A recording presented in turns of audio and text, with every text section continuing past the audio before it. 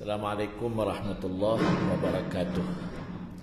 Alhamdulillahi rabbil alamin wal aqibatu lil muttaqin wal udwana illa 'alal zalimin.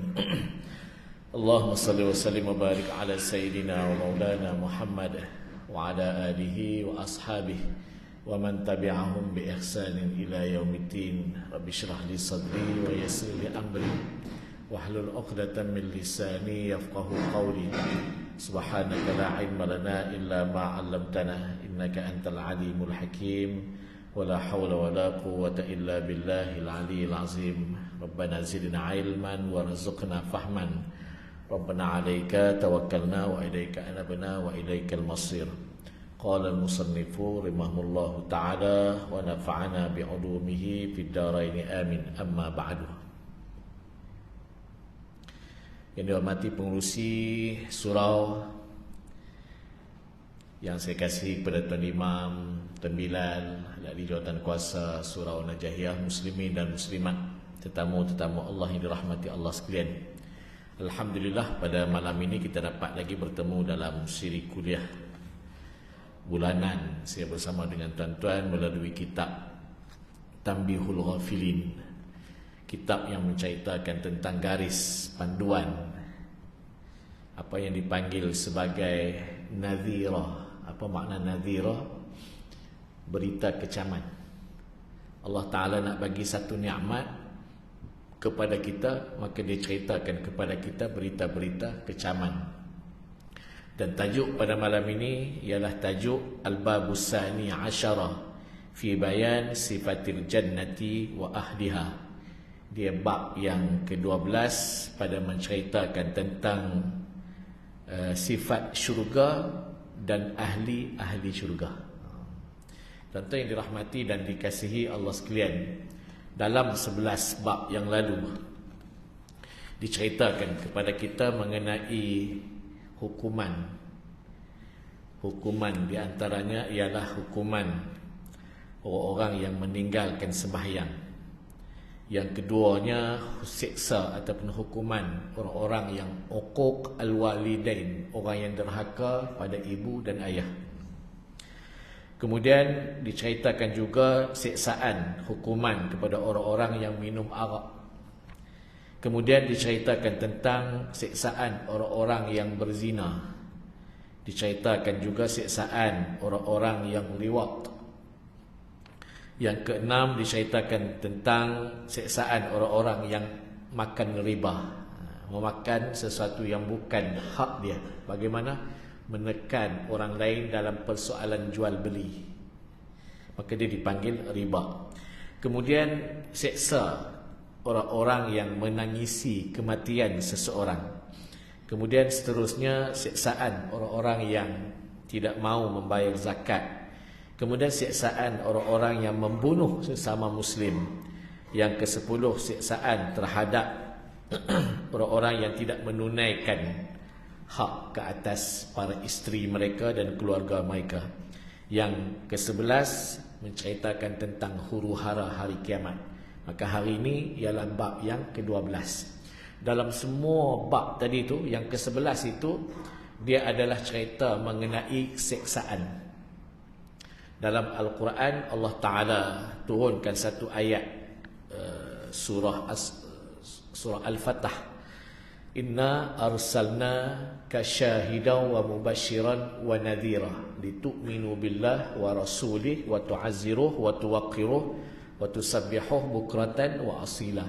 Kami mengutuskan engkau wahai Muhammad, yang pertama membawa berita gembira, yang kedua membawa berita kecaman. Apa dia berita gembira?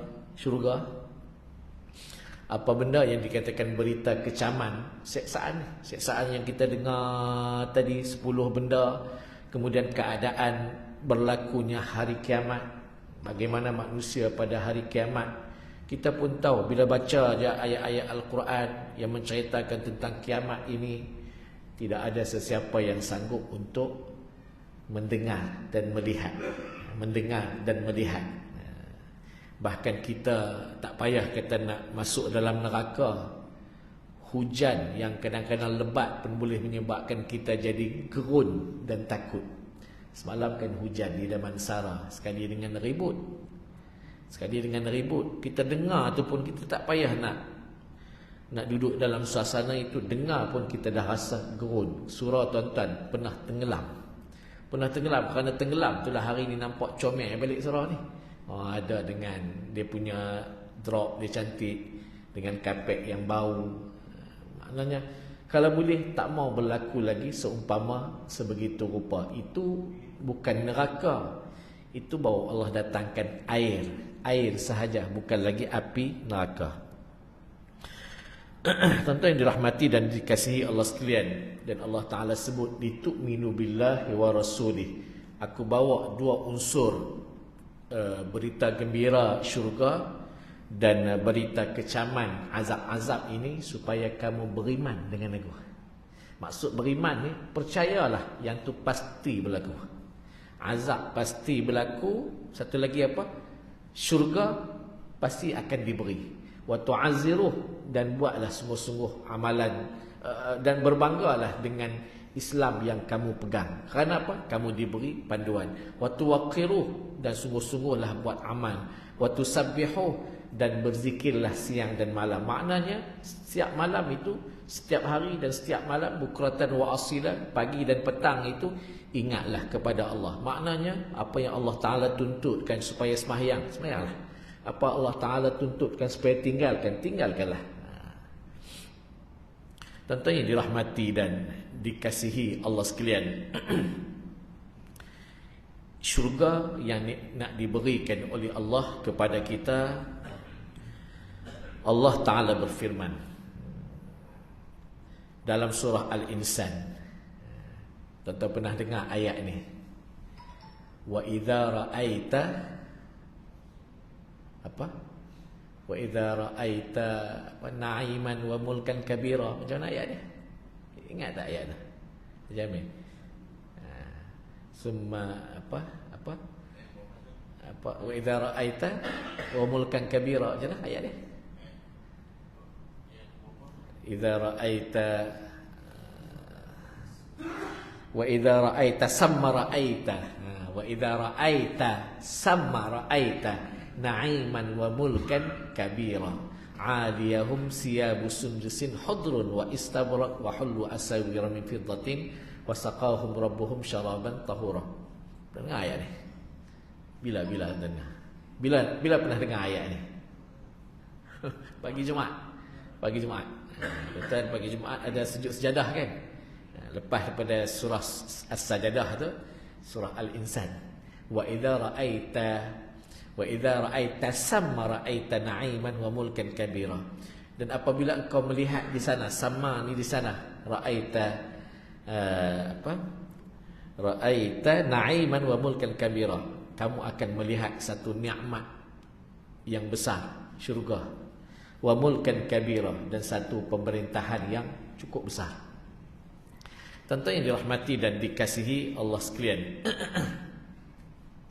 maknanya Allah Ta'ala mengajak kita melihat dengan hati, dengan jiwa raga, dengan keimanan kita di sana ada syurga yang akan diberikan kepada kita. Bila ada syurga yang nak diberikan kepada kita, maka kita nak kena melalui jalan-jalan syurga itu menepati dengan kehendak Allah. Ihdinas siratal mustaqim. Kan pernah dengar ayat tu kan? Tunjuklah kami jalan yang lurus. Apa makna jalan yang lurus? Jalan yang kita berada di atas jalan-jalan Allah Ta'ala. Tuan-tuan, kalau kita fikir-fikir baliklah, umat-umat akhir zaman seperti kita ini, Allah Ta'ala banyak memberi kepada kita takhfif dalam amalan.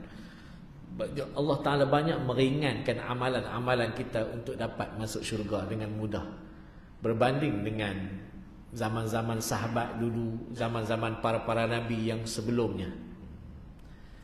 Tuan-tuan perasan ataupun tidak, sembahyang di Masjid Quba tu, dengan ada air wuduk daripada hotel, pergi sembahyang 2 rakaat di Masjid Quba, walau sembahyang sunat, diumpamakan seperti menunaikan sekali umrah. Tak payahlah, tak payah pergi dah. Tak payah pergi Mekah dah. Diberikan pahala seumpama menunaikan sekali umrah. Ya. Maknanya diampunkan dosa. Mudah tidak bagi orang-orang Madinah di waktu itu? Cukup mudah. Tuan-tuan duduk dalam majlis ilmu sebegini. Diumpamakan sembahyang sunat berapa ribu rakaat? 1000 rakaat. Ini nak cerita betapa mudahnya Allah Ta'ala berikan kepada kita umat-umat di akhir zaman, umat Muhammad ini, amalannya buat sikit, tapi nilai pahala itu cukup besar. Tuan-tuan berdoa macam ni, tuan-tuan doa macam ni, Allah maghfir lil muslimin wal muslimat. Ya Allah, ampunkan dosa orang-orang Islam, muslimin dan muslimat, tanpa tuan-tuan, tanpa kita mengkhususkan ampunkanlah dosa saudaraku yang ni, saudara tak, secara umum. Maka Nabi kata, seramai mana orang Islam yang ada di atas muka dunia ini, maka sebanyak itulah dosa kita juga diampunkan oleh Allah. Agak-agak banyak mana tuan-tuan orang Islam yang ada di atas muka dunia ni? Agak-agak yang mana? Berapa bilion? 7 bilion. Dengan kita berdoa begitu aja, ataupun kita mengaminkan doa tersebut. Bila tuan-tuan pernah dengar Allah maghfir lil muslimin wal muslimat? Pernah? Dalam khutbah Jumaat. Tuan pernah dengar khutbah Jumaat ada doa tu? Kalau tak pernah dengar ni, kena balik-balik fikir balik, aku tak datang Jumaat kan tidur tu khutbah. Kan? Maknanya ringan lah, sangat ringan. Satu benda yang diberikan kepada kita, nak bagi juga syurga. Yang syurga ni, kata Nabi SAW, daripada pintu tu, daripada pintu ke pintu tu, pintu syurga ni ada 8. Daripada pintu yang pertama ke pintu yang kedua tu, luas dia 40 tahun perjalanan. Hei, tuan-tuan umur apa dah? 50, 60 dah. 50 kita berada atas dunia ni, kita rasa ya Allah lamanya.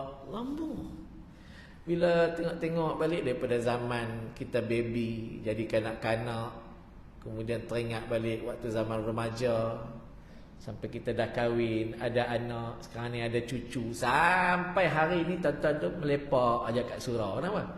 Cucu, ada ayah dia masing-masing. Kita pun ada isteri yang kita hari ni lepak, kan, lepak sana lepak sini dengan isteri. Hatta saya sendiri pun, walaupun anak-anak saya bukan kahwin lagi, tapi bila mereka dah besar, pandailah mereka hidup, nak masak sendiri, silalah masak sendiri. Itu yang saya kalau balik Perlis ya, pagi-pagi naik motor ni, orang kata tak naik kereta, kami naik motor ya. Naik motor pergi makan sana, pergi sarapan kat tengah bendang, pergi sarapan pagi di dalam dusun Rian. Sedap kan. Pergi makan malam dalam sungai, macam-macam Perlis kan. Kemudian pergi majlis ilmu ni, pergi boleh ziarah orang-orang sakit. Cukup seronok ziarah orang sakit ni.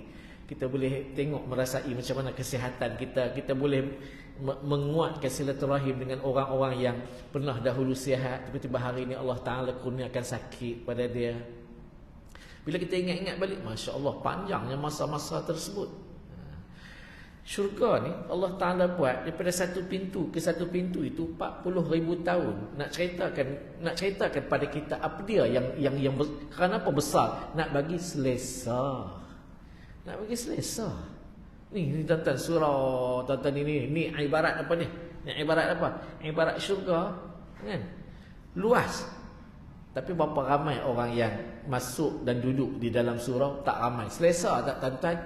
Cukup selesa. Tapi kalaulah ramai orang datang, crowded sampai sebegitu, kita pun tak selesa, aircon pun tak mau sejuk, kipas macam ni pun rasanya tak memberi kesan kepada kita. Itu syurga. Sebab tu kalau tuan-tuan datang ke tempat-tempat orang-orang yang baik, datang ke tempat orang-orang yang soleh, jangan lihat kepada kedudukan ramai orang, tapi lihat kepada keselesaan kita. Lihat pada keselesaan kita. Dia umpama seperti kita nak dimasukkan ke dalam syurga. Allah Ta'ala beri syurga itu luas. Ada satu hadis Nabi bercerita, hadis ni hadis Qudsi.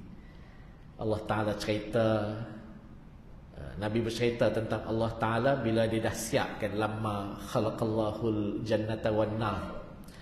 Bila Allah Ta'ala dah siapkan syurga dan neraka, arsala Jibril ilal jannah faqala unzur ilaiha wa ila ma'adastu li ahliha.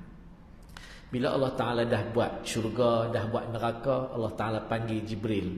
Wahai Jibril, pergi tengok syurga yang aku sediakan untuk penghuninya dan sediakan untuk mereka berbagai-bagai nikmat di dalamnya. Jibril pun pergi. Bila dia pergi, dia balik, faraja'a faqala. Bila dia balik, dia kata apa? Wa izzatika la yasma'u biha ahadun illa dakhalaha. Dia balik sampai kepada Allah Ta'ala, dia kata apa pada Allah? Dia kata, wahai Tuhan, syurga yang kau buat pada mereka ni tak payah kata nak lihat, dengar pun rasa-rasa semua nak masuk. Dengar tu, tak payah kata nak tengok, nak lihat, dengar pun rasa-rasa macam nak masuk syurga dah. Diperlih tuan-tuan, ada satu makanan. Ni sarapan pagi ya. Sebab tu saya suka naik motor di Perlis ni. Jadi kita dah tua-tua ni, anak-anak dah besar kan. Bawa isteri nak bagi mah dia setiap bulan, kita tak ada duit. Kan, nak hadiah kat dia baju-baju setiap bulan pergi kedai baju. Oh, dia kalau dapat baju, dapat mah, dia senyum 5 bulan. Kan? Kan? Isteri ni, kita nak buat macam tu, kita tak mampu, jadi bawa naik motor lah. Makan apa? Di antara benda sedap di Perlis ni, dia makanan ni dia dibuat, namanya pek nga. Dia dibuat, tak dengar kan? Tak dengar.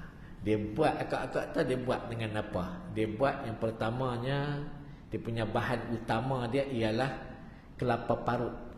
Kelapa parut ni dia bukan kelapa tua yang diparut, tetapi kelapa bukan muda dan bukan tua, maknanya kelapa hijau. Kalau kita kelapa muda, kalau kita parut dia lembek kan, agak-agak kan dia lembek kan. Ni kelapa yang dia tak tua, yang tak nampak coklat, dia kata dia hijau-hijau, nampak ada sikit-sikit tua. Ambil yang tu, kita parut dia, sagat dia, kemudian campurkan dengan tepung gandum. Masukkan air, masukkan gula lebih sikit, masukkan garam sikit. Kacau, buat macam bancuhan apa cucuk kodok. Bagi lik, ambil kuali, buh atas dapur, letakkan minyak sikit, yang banyak sangat, minyak pun sikit-sikit, pergi melekat macam buat ketayap lah, macam buat lempeng lah. Kemudian ambil cedok, tampai di atas tu. Lenyek kan, bagi balik-balik kan, nampak coklat-coklat sikit, angkat. Yang pertama sedap bila panas-panas, bagi banyak sikit dia punya gula tu, manis sikit. Nak sedap lagi bila dia buat kuah cicah dia, gulai, tahu gulai? Tuan-tuan panggil kari ya, kami panggil gulai. Kari ni dia pekat, kalau gulai ni dia agak cair sikit, tak payah bubuh santan. Tumis bawang, bubuh aja rempah. Tuan-tuan sedap rempah apa? Rempah apa orang KL? Rempah apa kakak? Rempah apa pakai? Adabi tak sedap. Babas, saya sini tak makan babas dengan ala gapas. Kalau di sebelah utara yang sedap dia rempah cap o. Cap o ni dia sedap. Dia adabi ni sedap je, tapi dia adalah sikit-sikit. Masing-masing lah. Masak dia, kemudian masukkan ikan temenung yang baru sampai pagi tadi. Allah, tanpa bubuh santan, cicah dengan pek nga tu. Allahu Akbar. Bubuh pula teh o, kopi kasih banyak sikit, gula kasih banyak. Kalau gelas macam ni kan, bubuh 1 sudu besar kopi, bubuh air panas, bubuh gula lebih, bancuh. Ambil pula pek nga, cicah pula dengan gulai ataupun kari ikan temenung yang baru tadi ni. Yang tu kena. Saya nak cerita macam ni. Tuan-tuan tak tengok lagi kan, baru dengar pun rasa-rasa macam nak pila tu juga boleh. Nak cerita, ini benda dunia. Ini kan pula tuan-tuan syurga yang diceritakan oleh Jibril ni. Dia kata, wahai Tuhan, aku tengok syurga ni tak payah kata nak tengok. Dengar pun dah best dah. Dengar pun dah best dah. Tak apa, pergi boleh. Kalau buat pekngah di sini dia sedap, tapi tang ikan tu dia tak sedap. Sebab apa? Ikan di sini dia tak fresh. Kan? Tapi kalau buat bulan depan ni buatlah sekali kan, boleh kita makan sama-sama, tuan-tuan buatlah kenduri. Benda simple, dia tepung tak naik harga lagi, yang naik harga merah. Kan? Sebelum tepung naik harga, buat. Tuan-tuan yang dirahmati dan dikasihi Allah sekalian, ni syurga yang nak diberikan kepada orang-orang yang taat kepada Allah. Tetapi dengan ni tetapi dia, Allah Ta'ala sebut dalam hadis yang sama, fa'amara biha fakhuffas bil makarih. Allah Ta'ala panggil syurga, Allah Ta'ala kata, wahai syurga, aku perintahkan kamu letakkan di sekeliling kamu sesuatu yang dibenci oleh manusia. Letakkan di sekeliling syurga itu sesuatu yang dibenci oleh nafsu manusia. Bila Allah Ta'ala perintahkan ke syurga begitu, Allah Ta'ala panggil Jibril sekali lagi, pergi tengok syurga yang aku dah buat balik. Yang tadi ni best, yang aku dah buat balik. Apa dia? Dia letakkan di sekeliling syurga benda-benda yang dibenci oleh manusia. Jibril pun pergi dan dia kembali kepada Allah Ta'ala dan dia berkata, wa izzatika, demi kemuliaanmu wahai Tuhan, laqad khasyitu alla yadkhulaha ahadun. Aku takut bila aku tengok kali kedua syurga ni macam ni, aku takut tidak ada seorang pun yang mampu untuk masuk ke dalam syurga. Kerana apa? Allah Ta'ala dah mula letakkan syurga itu dikelilingnya benda-benda yang dibenci oleh manusia. Bukan dimarahi, dibenci. Hakikat, realiti. Tanya je pada orang Islam, reti tak sembahyang? Reti, berapa ramai orang sembahyang? Azan sahaja maghrib, berapa ramai orang yang ada di dalam hatinya, dia rasa apa?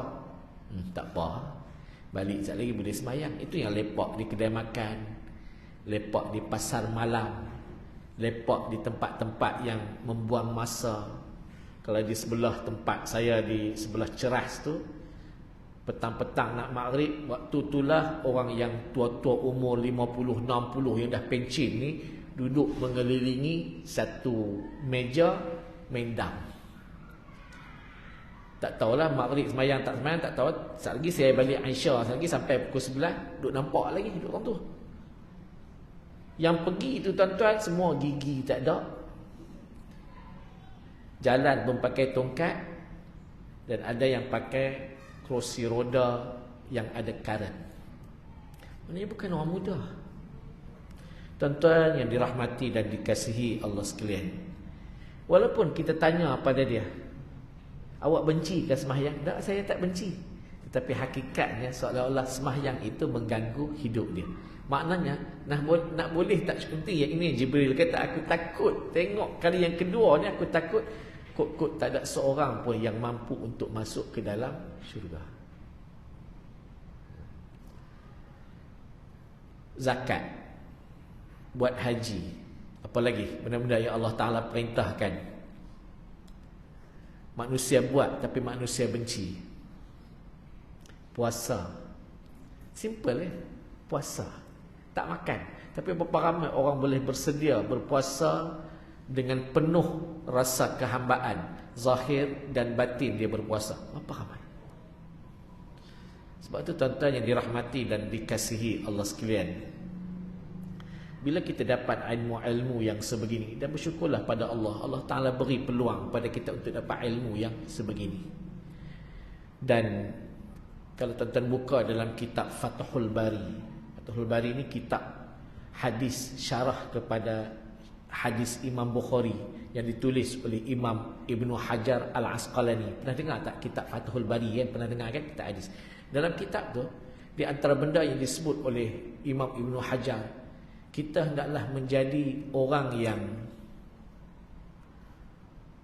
yang apa?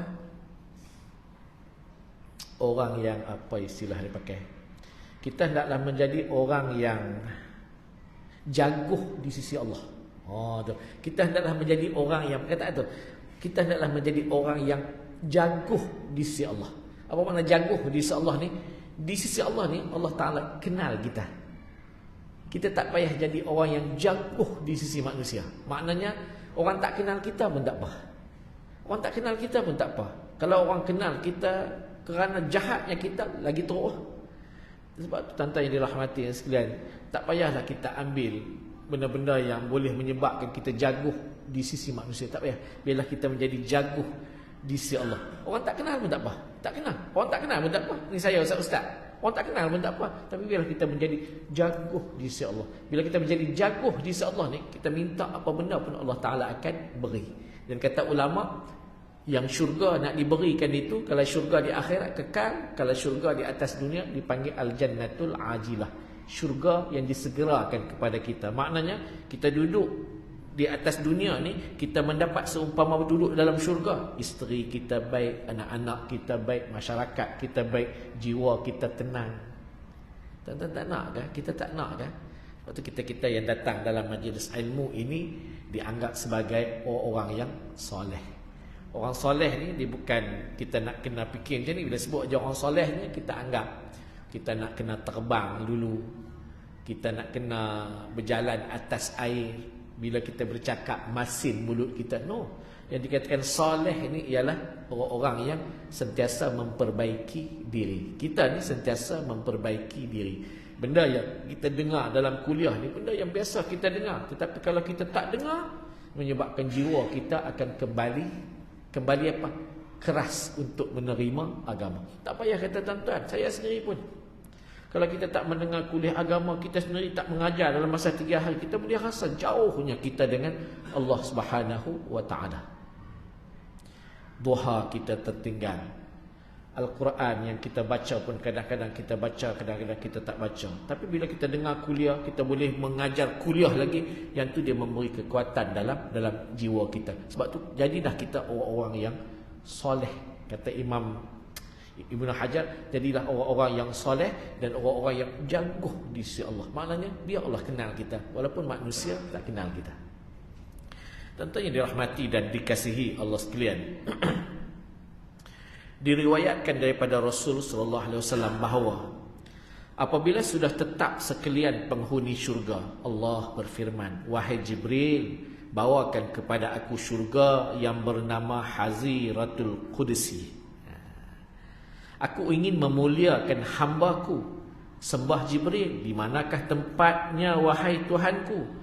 Allah Ta'ala berfirman kepada Jibril, "Di syurga khuldi." Jibril pun berjalan sehingga bertemu dengan syurga Adnin yang belum pernah dilihatnya syurga sebesar itu, dan di situ terdapat satu malaikat yang sedang mengawal syurga. Yang pertama sekali, Tok Syekh kitab kita ini dia menceritakan tentang Allah Ta'ala minta Jibril bawakan kepadanya syurga yang bernama Haziratul Qudsi. Apa makna Haziratul Qudsi? Tempat yang paling suci. Aku nak memuliakan hamba-hamba aku. Ini di antara syurga yang Allah Ta'ala memberi. Nak berikan pada kita syurga khuldi, syurga adnin yang luas. Itu tu. Belum lagi syurga Firdaus. Tentunya dirahmati dan dikasihi Allah sekalian. Pintu syurga ni ada berapa tuan-tuan? Ada 8. Pintu syurga ni ada 8. Yang kita sebut awal-awal tadi ni. Allah Ta'ala anugerahkan pada umat Muhammad, umat Rasulullah ni, benda mudah. Pintu syurga ada 8. 8 ni jumlah dia banyak ke sikit? Jumlah 8 ni banyak lah tuan-tuan. Jumlah 8 ni dikira banyak. Bila sebut sahaja banyak, maka ulama kata apa? Allah Ta'ala nak memberi kepada umat Muhammad ini, umat Rasulullah ini, masing-masing tak buat 88 pun tak apa. Tak buat amalan tu 88 mengikut pintu-pintu syurga, buat satu pun dah dikira boleh masuk. Sampai macam tu anugerah rahmat Allah kepada umat Nabi sallallahu alaihi wasallam. Apa dia di antara pintu syurga yang 8 tu, di antaranya ialah orang-orang yang berbakti kepada ibu dan ayah. Kita tak ada ibu dan ayah, doalah ke atas mereka, bersedekahlah di atas nama-nama mereka. Ada 2-3 minggu lepas, ada seorang ibu dan anak ni, dia datang jumpa saya selepas kuliah muslimat di Taman Permata Hulu Kelang.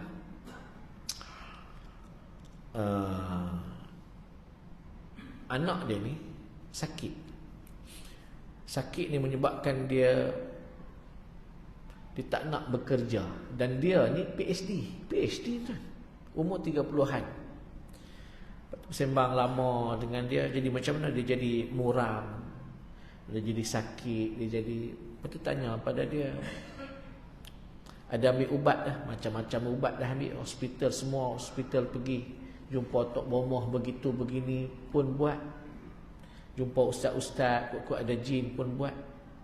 Kemudian saya kata yang ibadat untuk diri sendiri dengan Allah dah buat tak? Yang tu pun kadang-kadang buat.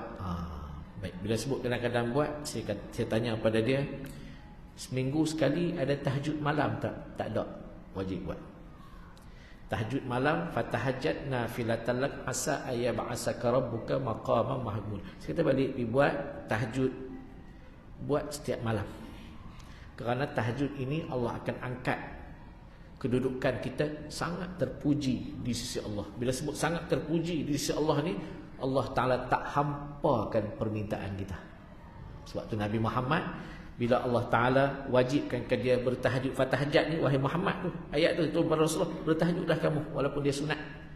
Bila Rasulullah buat, dia angkat tangan, dia tadah je tangan, Allah Ta'ala turunkan pertolongan. Tu nak cerita tu laluan menjadi orang-orang yang dirahmati oleh Allah. Dan tanya dia lagi, ada baca Quran tak? Quran pun kadang-kadang baca. Boleh tak baca Quran? Bolehlah sikit-sikit, kena baca. Bangun, bertahajud, kurang-kurang bacalah Al-Quran sebelum azan subuh. Inna Quran al-fajri kana mashhuda. Orang yang bangun di waktu fajar, membaca Al-Quran dan beribadat, terutamanya bacaan Al-Quran di waktu fajar itu, kana mashhuda, dia di akhirat nanti akan menjadi peguam bela kepada kita. Mashhuda ni menjadi peguam bela kepada kita di akhirat. Kalau di akhirat tu dia menjadi peguam bela kepada kita, maka di atas dunia dia akan boleh bantu kita. Tanya lagi, ada buat sedekah apa? Adalah sikit-sikit wajib buat.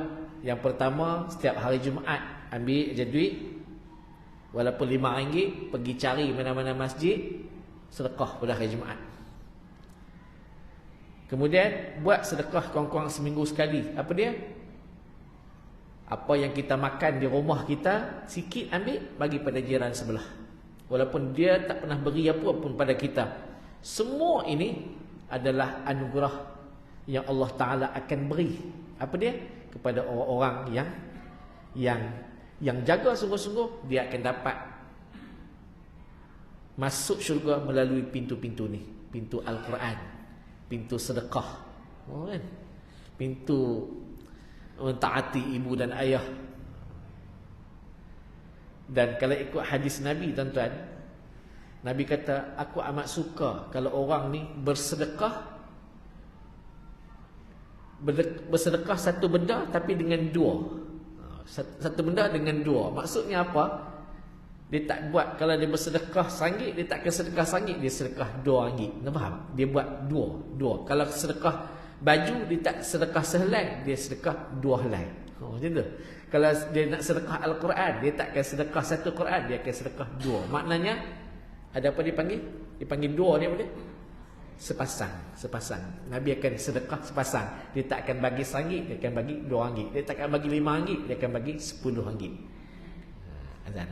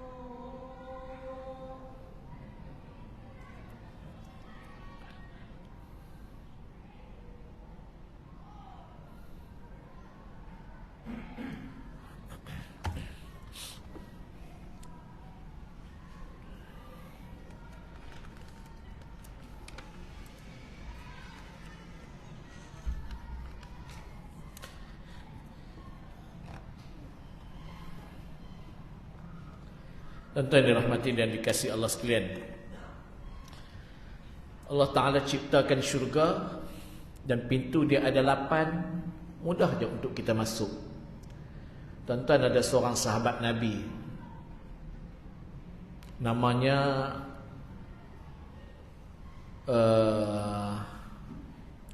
Talhah bin Ubaidillah. Talhah bin Ubaidillah ni dia di antara sahabat Nabi yang ikut sama berperang dengan Nabi dalam perang Uhud.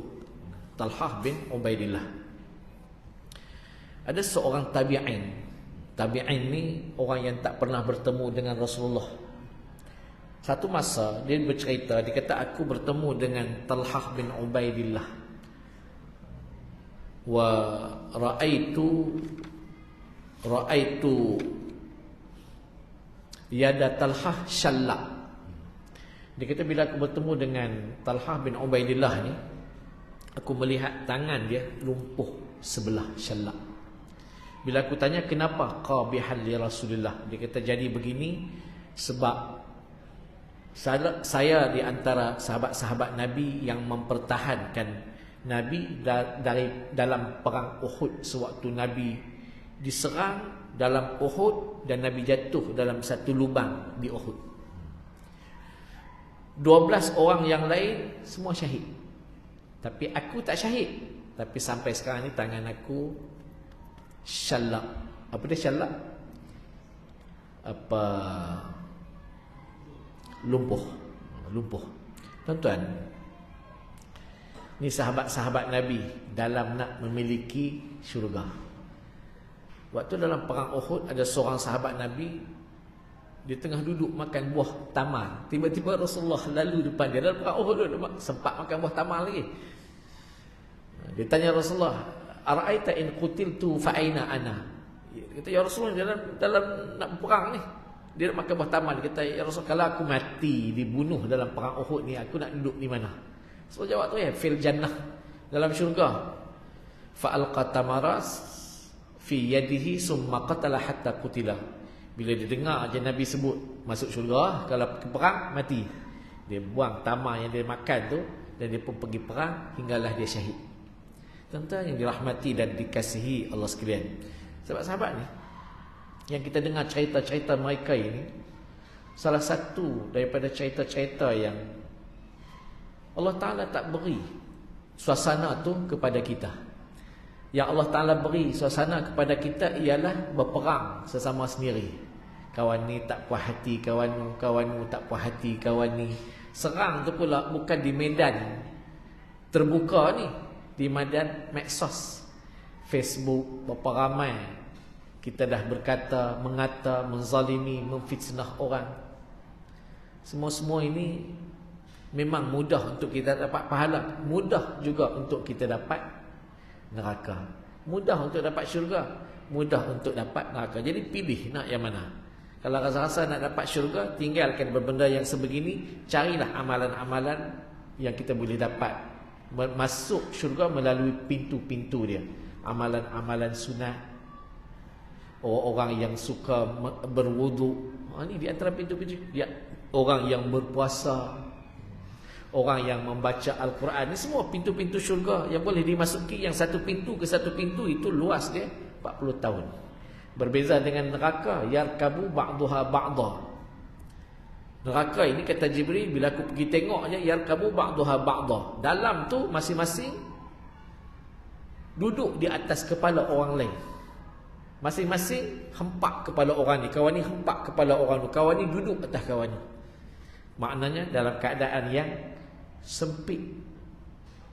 Dan dalam ayat Al-Quran yang lain diceritakan, surah Ahqaf diceritakan, ditanya,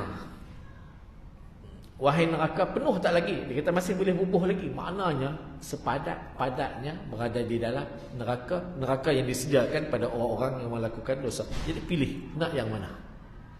Sahabat-sahabat Nabi sanggup perang kerana nak dapatkan syurga. Kita tak payah perang, buat amalan-amalan sahaja.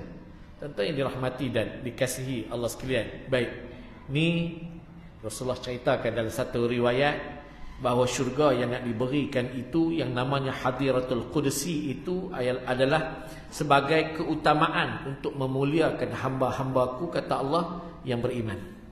Dan malaikat yang menjaga syurga khuldi dan syurga adnin yang besar ini adalah malaikat yang disebut oleh Ibnu Abbas, demi Allah yang berkuasa tiada Tuhan selainnya, jikalau diangkat kedua-dua kakinya daripada tempatnya kemudian dijatuhkan ke dunia ini, nescaya penuhlah 7 petala langit dan 7 petala bumi.